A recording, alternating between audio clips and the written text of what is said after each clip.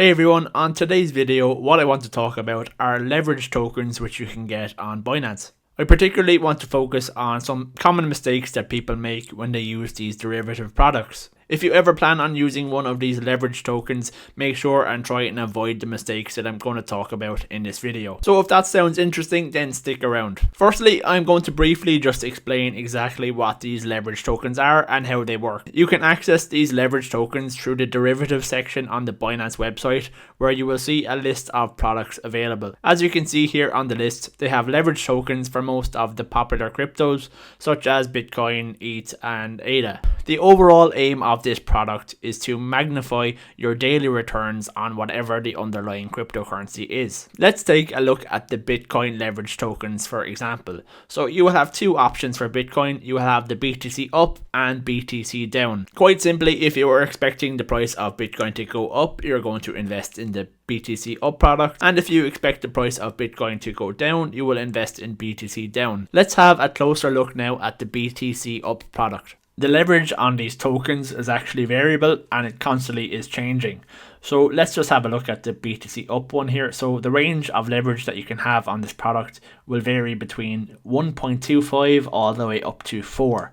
So as we see at the moment, it is currently very close to 2. So it's 2.002 is the leverage if I was buying it right at this moment. So what this means is if I had invested in this product today, and let's say for example that the Bitcoin price went up by 5%, then my returns would actually be 10% for this particular day, because it is twice the return of Bitcoin, so it's 2x at the moment. And some days the leverage on this token may be as high as 4. So that would mean if the Bitcoin price went up 5%, as I said, then you would actually get a return of 20% on this product if there was a leverage of 4 on that particular day.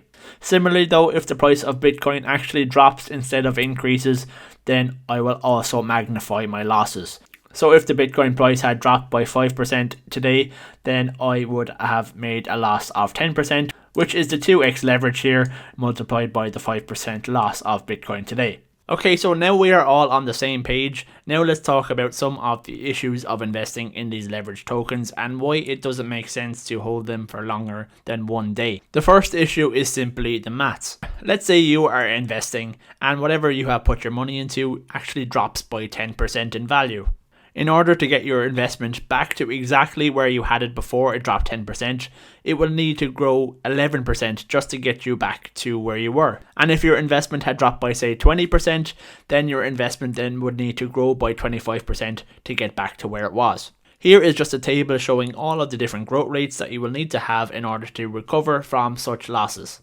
If we then go and apply this to our BTC up product, let's say for example the Bitcoin price drops by 10% in a day, and on the second day it actually recovers and it goes up 11%. If you just held normal Bitcoin, then your position would have returned to exactly where you were at the start. But now let's say you held the BTC up product and that had a leverage at the time of 3x. When the Bitcoin price drops by 10%, then your investment in BTC up actually decreases by 30% because of the leverage. The next day, as we said, the Bitcoin price recovered, it went up 11%.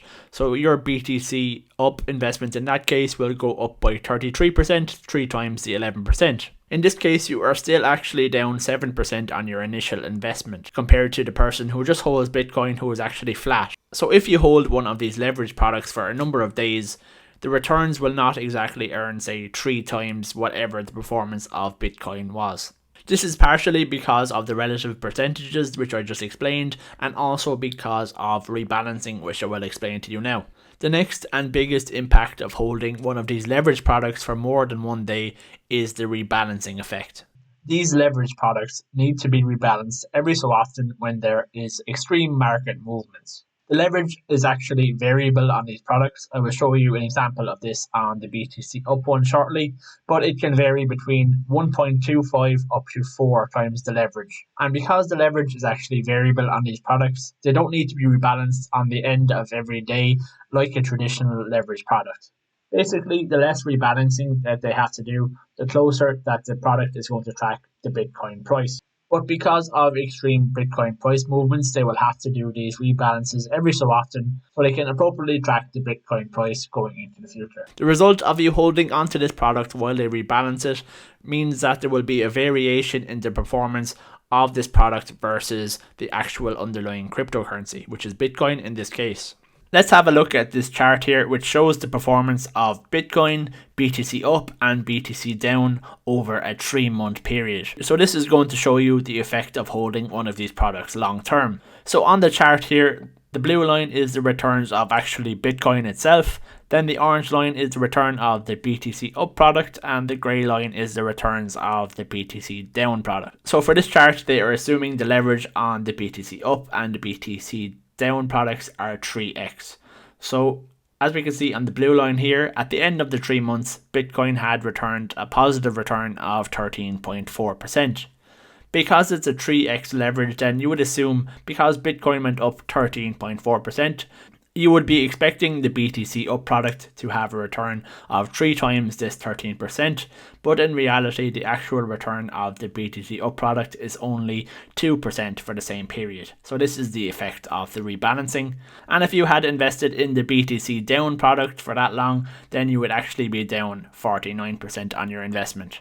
This shows us clearly that these leverage tokens are not long-term investments whatsoever. And this can be the biggest mistake that people make when they start using these leverage tokens. What they really should be used for is short-term investing. So you may have a strong conviction that a certain cryptocurrency is going to pump in a certain direction on a particular day, and you can take advantage of this with leverage tokens. Using your exact same amount of capital, you may be able to somewhere between 2 and 4x your usual gains on a particular day. But if you hold onto this product any longer, then things get messy. So that is pretty much it for my explanation today. I hope I explained it some way well and it made some bit of sense. If anybody has any questions, please let me know in the comment section. So that being said, thanks very much for watching the video. If anybody is new here, I would really appreciate it if you hit that subscribe button so you can keep up to date with my latest videos.